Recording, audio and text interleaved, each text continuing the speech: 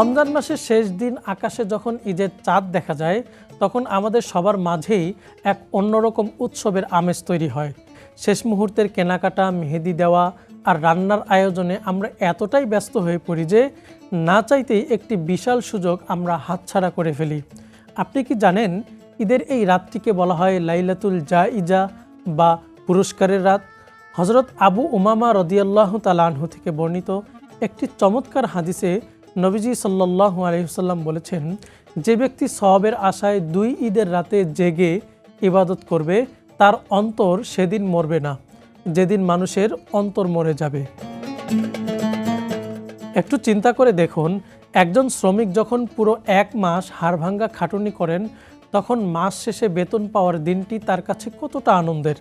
আল্লাহ তাআলাও ঠিক তেমনি পুরো 1 মাস রোজা, তারাবি, তাহাজ্জুদ আর কোরআন তেলাওয়াতের পর ঈদের এই রাতটিকে বান্দার জন্য বেতন বা পূর্ণাঙ্গ পুরস্কার দেওয়ার রাত হিসেবে নির্ধারণ করেছেন।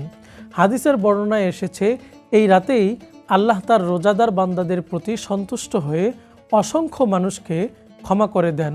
অথচ দুঃখজনক হলেও সত্য, ঠিক এই রাতেই আমরা ইবাদত থেকে সবচেয়ে বেশি গাফেল হয়ে পড়ি। এই হাদিস এবং লাইলাতুল জায়েজার ধারণা আমাদের শিক্ষা দেয়, ঈদের আনন্দ মানেই আল্লাহকে ভুলে যাওয়া নয়। চাঁদ রাতের কেনাকাটা বা উৎসবের প্রস্তুতির মাঝেও আমাদের ইবাদতের ধারাবাহিকতা ধরে রাখতে হবে।